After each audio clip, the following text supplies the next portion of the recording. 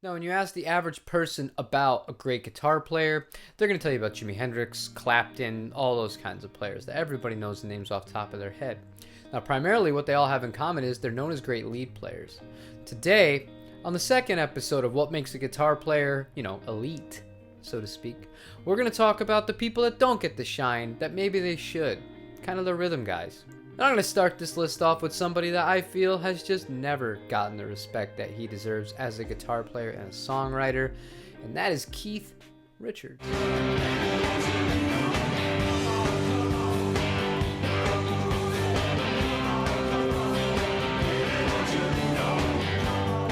Keith Richards made a killing off of just syncopation and odd timings and phrasings that are very deliberate.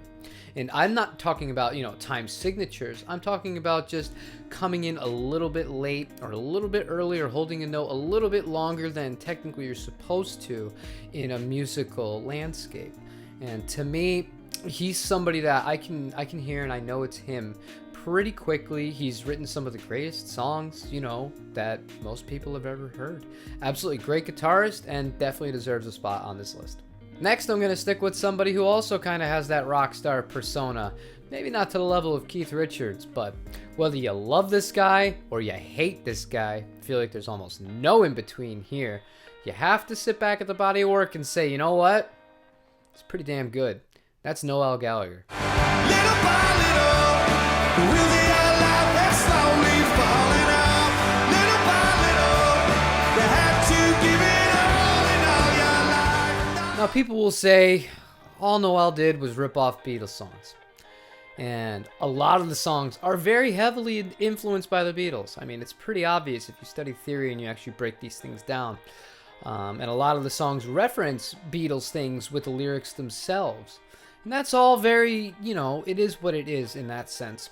How many people can say that they haven't been influenced by other people? And how many people can you listen to and say, you couldn't pick something out from their playing that may have sounded like somebody else? So to me, that's not enough to disqualify him as a fantastic songwriter and a true master of the basics. When I think of his songwriting, I do think of just very simple stuff. And I do think of his lead playing as very simple stuff because, quite frankly, it's just had attitude to it. And I think that's the difference. It shows that when you can have that kind of feeling and that, like, you believe in yourself, you don't need to be Steve Vai. You don't need to be one of these legendary shredder / virtuoso style guitar players. The important thing that he does so well is he writes an easy melody and it gets stuck in your head. Sit back and think to yourself, how many Oasis tunes can you hum just without really trying too hard to think about them? A lot. Great songwriter, man. Now, sticking to the topic of somebody that most people either love or they loathe, we're going to talk about Bob Dylan. I think the thing with Bob Dylan is the voice. The voice is either something that you can't get past or something you really enjoy. Me, I don't know. Many years ago, I think It's Always Sunny in Philadelphia, unintentionally kind of summed up how I feel about Bob Dylan's voice when Charlie Day, whenever he sings on that show, all I think of is the perfect caricature of Bob Dylan himself. Nightman, sneaky and mean, spider inside my dreams, I think I love you. But all of that aside, as a guitar player, he was a really good songwriter, and that's kind of, it's hard to argue against that. You think of some of the songs that he's written and that have been adapted, and people don't know that he was the actual one that wrote them, and other people just covered him. He was a pioneer in a lot of senses as far as guitar playing goes. And I feel like he is also somebody that, everyone thinks of the actual songwriting process and the lyrical process and the vocal with Bob Dylan. But as a guitar player, he was nothing to, turn your nose up to. He was pretty decent. Now, another songwriter from that era whose guitar playing does get a bit more credit than Bob Dylan's, but I still don't think it's enough, is Paul Simon. Many's the time I've been mistaken, and many times confused. Maybe it's the lack of effects. Maybe it's that, 99.9% are either clean or acoustic guitar parts. But I feel like people don't really pay enough attention to what he's playing and how complicated it is and how he's able to kind of sing effortlessly over it. That's a very hard skill to have. And somebody who, I'm not a singer. I mean, I will sing here and there for fun and, just messing around. But even then, if I'm playing something as intricate as some of those seemingly easy parts, trying to sing over it is a lot more challenging than a lot of other material. He's very, very clever with his phrasing. I really, really appreciate the way that he wrote songs. And outside of Noel Gallagher, on this list, I know I've been only mentioning people from, decades and decades and decades ago. So I would like to throw in somebody modern in here who I feel is a fantastic songwriter and really a great guitar player. That's Butch Walker.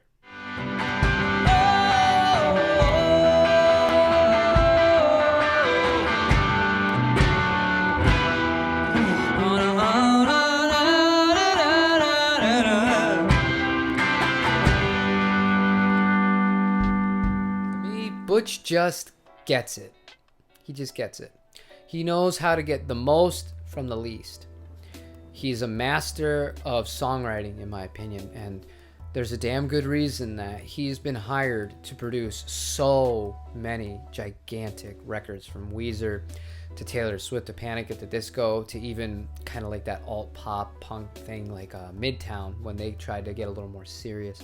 He has worked with such a wide variety of talent, and he's written, another person that's written so many songs that you didn't know he was the one that wrote. And one thing about Butch compared to a lot of the other guitarists on this is he is a really competent and talented lead guitar player too.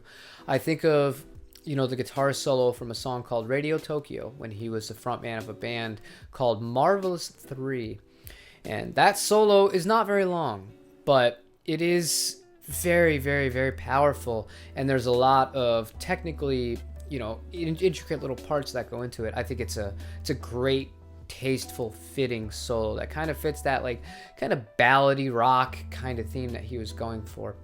And I feel like this isn't any of his fault or an indictment on him, but I feel like he was always just a little bit ahead or a little bit behind of what music was going to be popular depending on what records he was working on at the time. Maybe it was bad luck. Maybe it was just never meant to be that he was a big star. But in my book, Butch is probably the best of the modern day as far as, the all-around guitar player-songwriter goes. And I'm going to close this section out with the most obvious ones. And no, I am not going to post a clip of this band. I'm not stupid.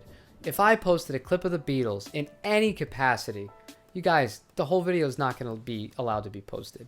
When I tried to use 15 seconds of a Paramore song, it didn't even get copyright flagged, no monetization. It just straight up flagged it and said, nobody's allowed to view this video. So there is no chance I'm going to gamble that on the Beatles. Now I know musically the people will say George was really the talent. And rightfully so to an extent, because George, out of all of them in my book, yeah, he was the one that was, musically, maybe per se, the most talented of all of them. But that's not to say that John Lennon was not a very, very good rhythm guitar player. And I think really good evidence of that is if you listen to All My Loving, and that rhythm part, it's kind of fast strum, and the chord changes are not super drastic, but they're enough where you watch him play it and you say, oh, that's a lot harder than it looks. And I think that's a common theme with the Beatles in general. People associate that as easy to play music, mindless kind of, guitar work. But when you really break it down, they have a lot of songs that really shine.